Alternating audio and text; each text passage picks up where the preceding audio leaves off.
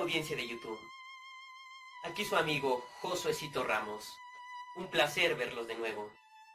En este nuevo video hablaremos de un tema muy interesante. Y el tema dice de esta manera: la Revolución Francesa. Ok. Uno de los acontecimientos más importantes dentro de la historia es sin duda la revolución que surge en Francia en los últimos años del siglo XVIII. Se ha caracterizado a la Revolución Francesa como un proceso cuyo propósito fundamental fue permitir que la vigorosa clase social llamada burguesía alcanzara el poder político.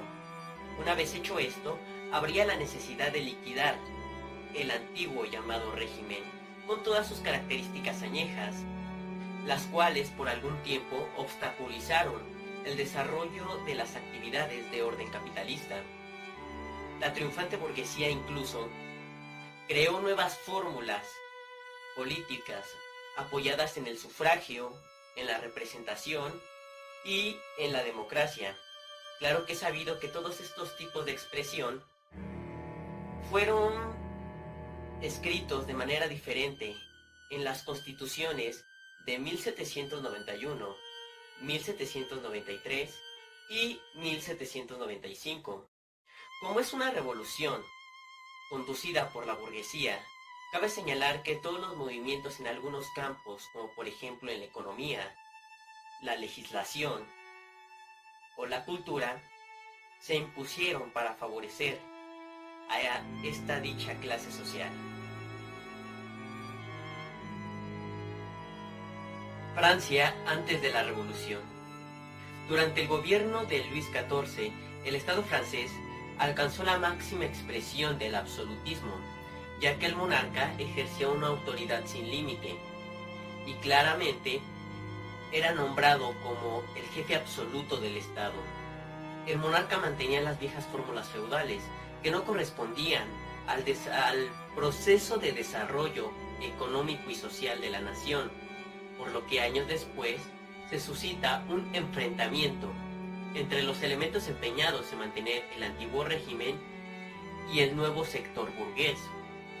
El régimen capitalista, responsable del desarrollo de la burguesía, se inició en Francia desde los finales del siglo XVI y hacia los finales del siglo XVIII era uno de los capitalismos más avanzados.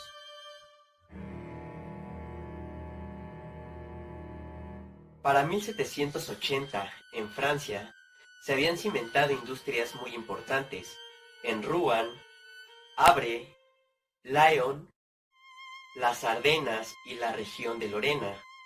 Industrias que trabajaban el algodón, la seda y la metalurgia. Se comercializaba incluso con la mayoría de los países europeos, algunos países del continente americano y de Asia. La crisis se agudizó para el año de 1774, cuando ocupa el trono el monarca Luis XVI.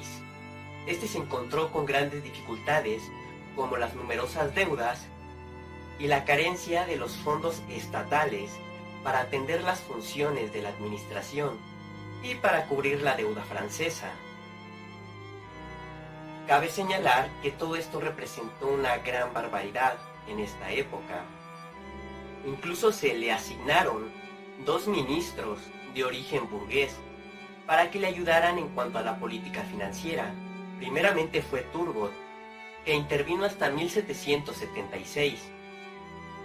Años después, Necker, el cual tendría que retirarse del ministerio en 1781 ante la resistencia de la nobleza de tomar muchas veces decisiones de carácter económico propuestas por él. Los costosos gastos de los ministros, como por ejemplo Caloni, Lomeni, incluso también los gastos de la reina María Antonieta, fueron los que más perjudicaron, y en lugar de ayudar, hicieron que se hundieran más, a tal grado que en el año de 1789 la deuda pública ascendía a un total de 4.500 millones de francos. Los estados generales. Existían 3 estados generales. El primero estaba compuesto por la nobleza, el segundo por el clero y el tercero por la burguesía. Pero estos estados debían sesionar separadamente y solo para aprobar las proposiciones formuladas por el monarca. Se les reunió el 5 de mayo en el Palacio de Versalles y ante la presencia del rey para proceder con dicha inauguración. Los miembros de los estados generales incluso recibieron al rey con gran júbilo. Y fue cuando se reunieron que en una asamblea los estados generales se constituyeron o se nombraron por definitiva como Asamblea Constituyente el 9 de julio de 1789.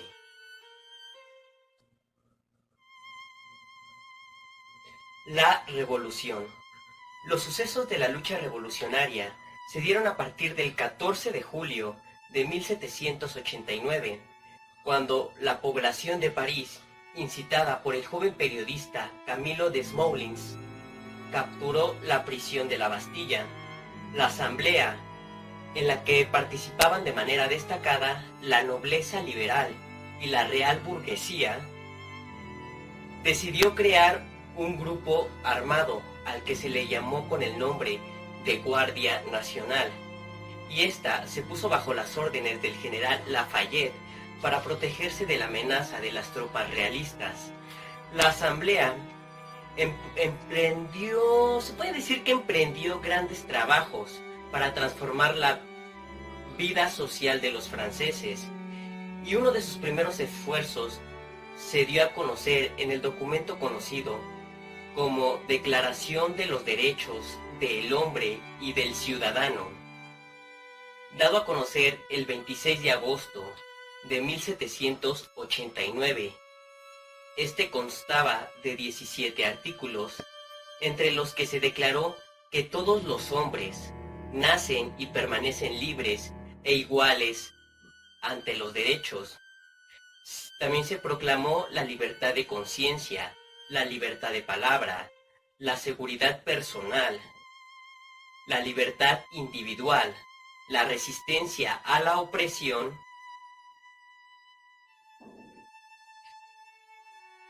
la contrarrevolución realista.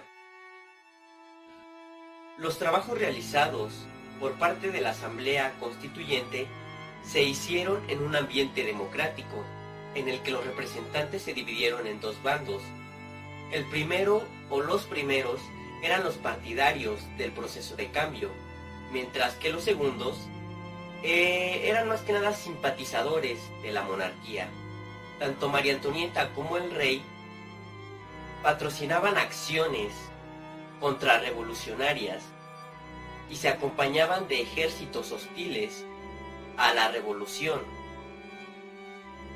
peligro que denunciaban algunos jacobinos, entre ellos Marat, que exhortó al pueblo a concentrarse en Versalles, en donde el 6 de octubre se obligó al monarca a reconocer los derechos del hombre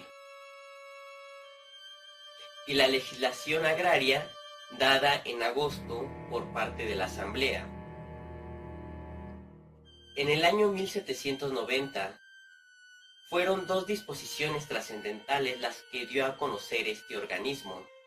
El 15 de enero de ese año se daba pie a una nueva organización administrativa nacional, por la que se creaban 83 departamentos con el único propósito de destruir la vieja organización de tipo feudal. Un año después, 1791, antes de que se diera a conocer la primera constitución, fruto de la revolución, se dictaron normas para favorecer la posición de la burguesía. Y el 14 de junio de 1791 se da a conocer la ley Le Chapelier. En esta ley se dictaba que no se podía crear organización alguna a favor del obrero. Incluso tenían prohibidas las audiencias, a tal grado que se adelantaban a amonestar de manera severa a las que los violaran.